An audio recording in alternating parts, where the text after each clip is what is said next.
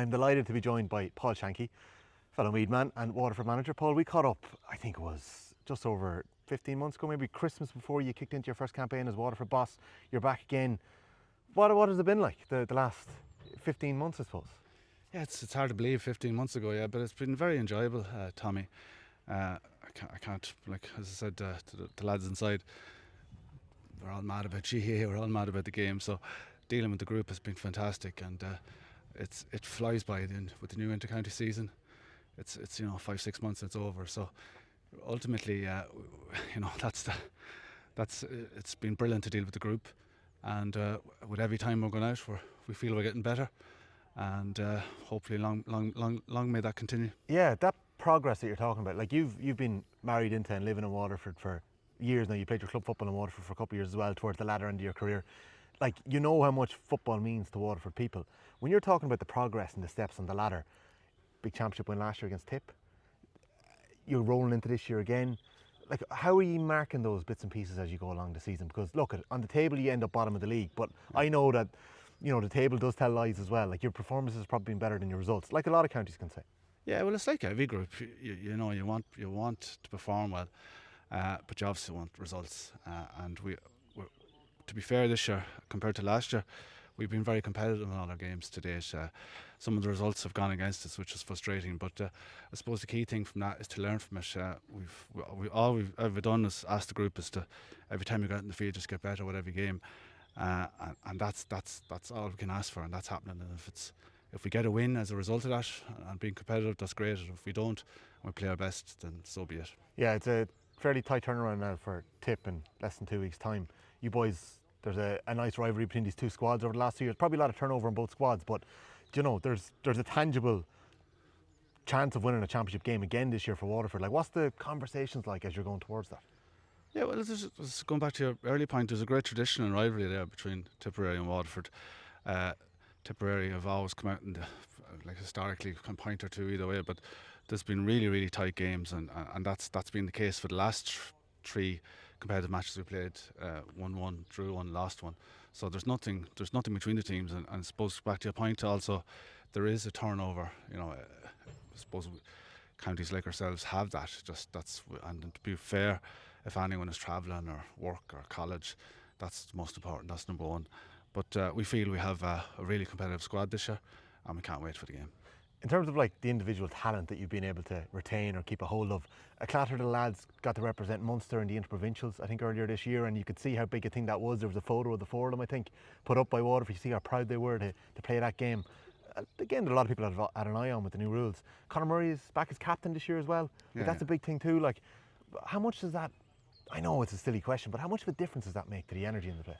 Oh, it's great for the lads. It's great for themselves personally. It's great for the individuals, and it's great for them to see other, working with, playing alongside the best players in Ireland and playing against the best players in Ireland. You can only learn from that.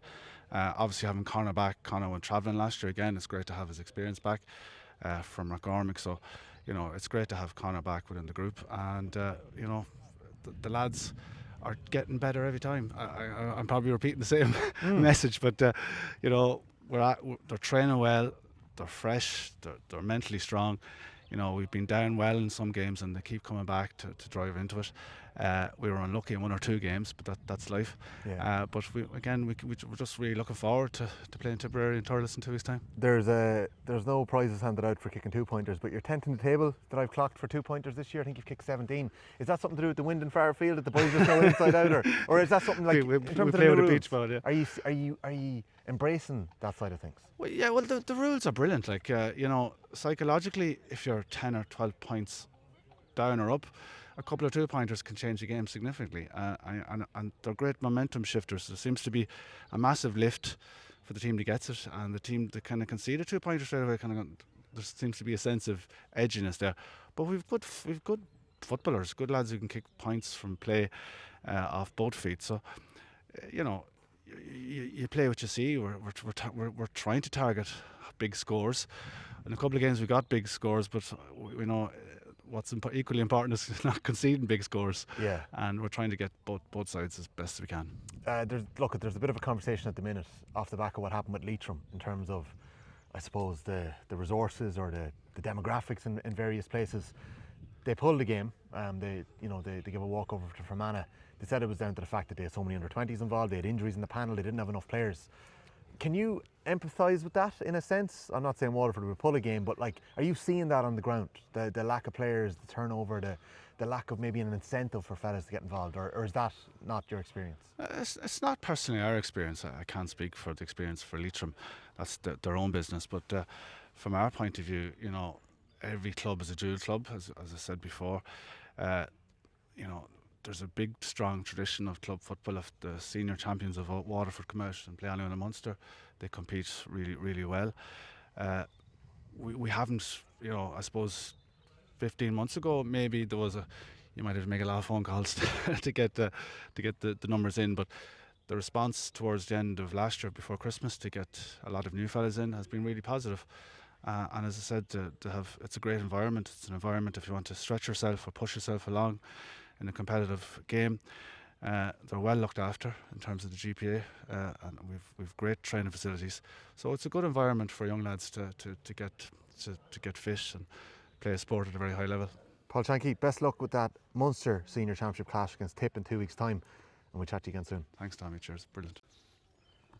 Delighted to be joined by Philly Ryan, the Tipperary football manager, at the Munster Championships launches today in Muckross. Fine setting behind us here, Philly. Had you a long trip this morning? Yeah, nice little journey down all right this morning. Yeah, it's a nice trek.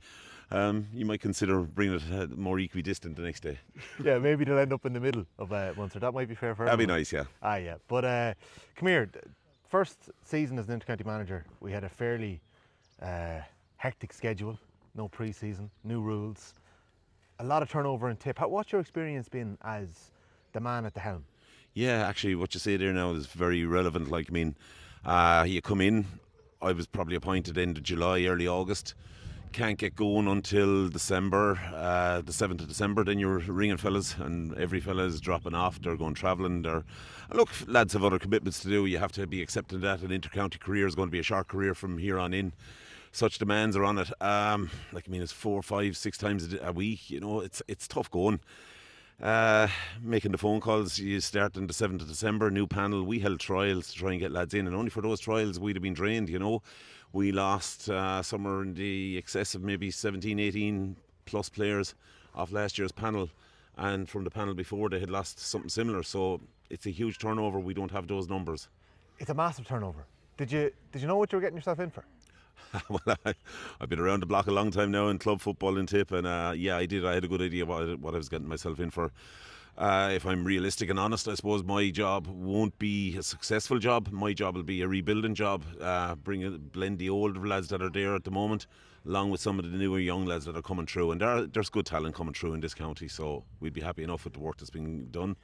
Yeah, there's been good footballers in Tipperary over the last 20 years, but maybe the ones that caught the eye were the standout with Declan Brown in the 2000s, But then that group came through and they were able to gel them together, and they capitalised on it with a Munster title, right? But a lot of that team now have gone. So this rebuilding job that you're in the midst of in Tip football, like, psychologically, is it a tough thing to try and challenge when the hurling is doing what it's doing and they're trying to rebuild as well at the minute? Yeah, look, hurling and football are different. We'll take them as separate entities. I mean, we won't look what the lads are doing. The lads are doing a very good job there.